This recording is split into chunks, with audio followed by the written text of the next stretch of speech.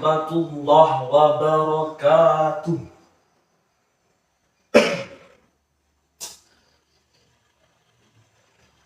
Bismillah, alhamdulillah, alhamdulillahilladzi hadana li hadza wa ma kunna linahtadiya laula an hadanallah. Ashhadu an la ilaha illallah wa ashhadu anna sayyidana wa nabiyyana Muhammadin abdillah wa ala alihi wa sahbihi wa mawalah. La hawla wa la quwwata illa billah. Qala Allah azza wa jalla fi kitabihil karim wa as'adul qailin a'udzu billahi minasy syaithanir rajim. Bismillahirrahmanirrahim.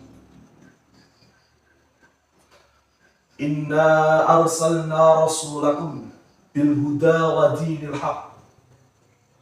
Wallahu a'lam bishawab. Alhamdulillah, izin cuman nggih. Alhamdulillah kita semua bisa berkumpul muwajahah silaturahim di dalam forum, di dalam majlis ingkang insyaallah mubarakah.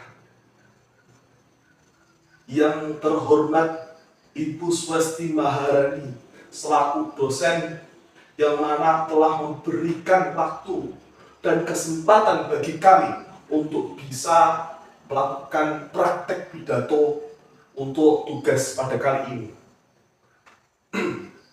Yang pertama-tama dan yang paling utama, mari kita panjatkan puja dan puji syukur kehadirat Allah Subhanahu wa taala, Tuhan semesta alam, bahwasanya telah memberikan kenikmatan berupa kesehatan serta kesempatan kepada kita semua, sehingga kita semua bisa berkumpul muwajahah silaturahim pada majelis yang insya Allah barokah ini.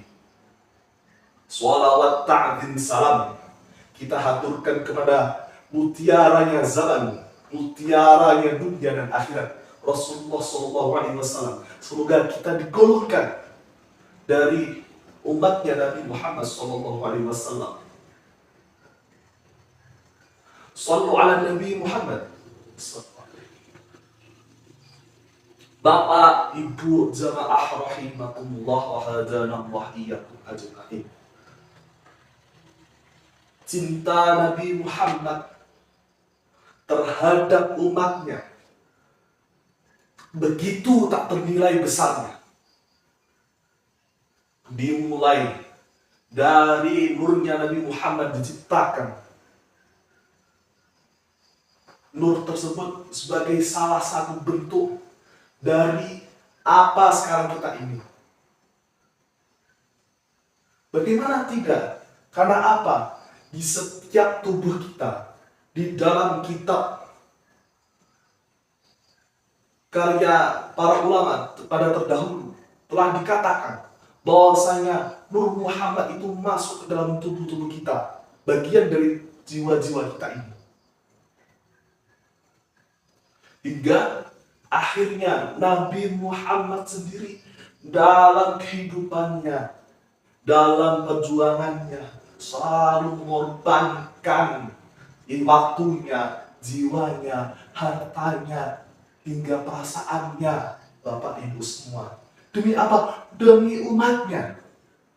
Maka dari itu, apakah kita salah ketika kita menghormati kelahirannya sebagai bentuk rasa syukur Allah Subhanahu wa taala telah menciptakan yang namanya Nabi Muhammad SAW.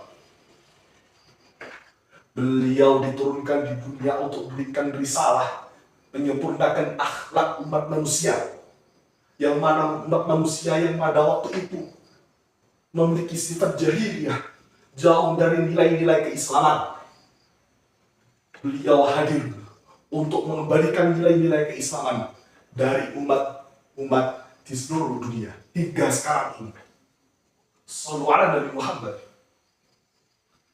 Ingatlah bagaimana Nabi Muhammad ketika diburu, ketika hijrah di Gua Thur. Beliau pada waktu itu dikejar-kejar bersama Abu Bakar. Selanjutnya, ketika berdakwah, dia sering diludahi, dilempar dengan tai loh Bapak Ibu. Bagaimana baunya tai itu. Tapi beliau masih sabar, tidak menyerah. Kalau generasi Z sekarang, aku nggak mau lah. Tidak, Nabi Muhammad seperti itu. Bagaimanapun juga. Apakah sekarang ini dengan kita enggan untuk merayakan Maulid Nabi? Oke, tidak apa-apa. Tetapi ketika kita tidak mencintai Nabi Muhammad, apakah itu begitu pantas?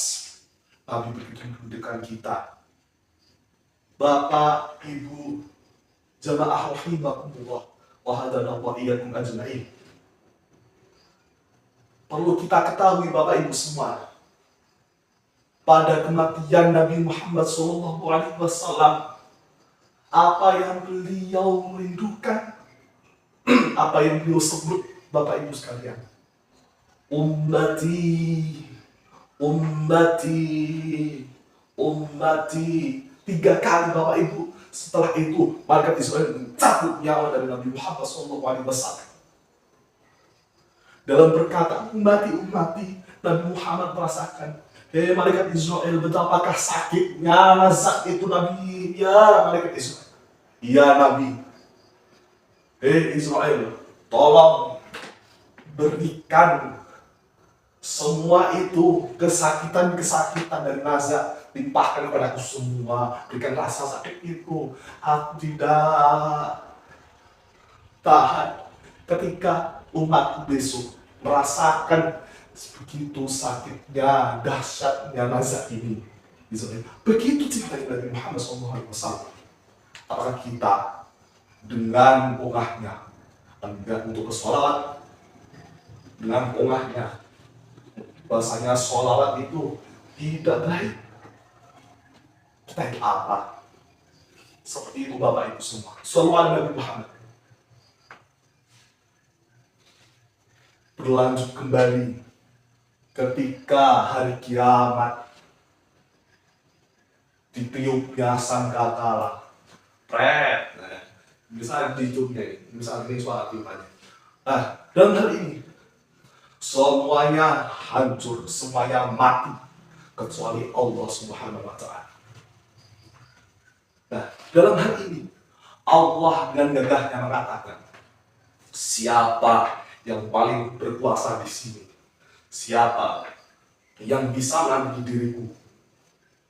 Setelah itu, Allah Subhanahu wa Ta'ala memerintahkan Jibril untuk bangun. Jibril, bangkitlah Jibril. Dan Allah memberikan perintahnya kepada Jibril. Jibril, tolong carikan makam dari kekasihku Muhammad SAW dan bangkitkanlah Jibril atas namaku. Allah Subhanahu wa Ta'ala.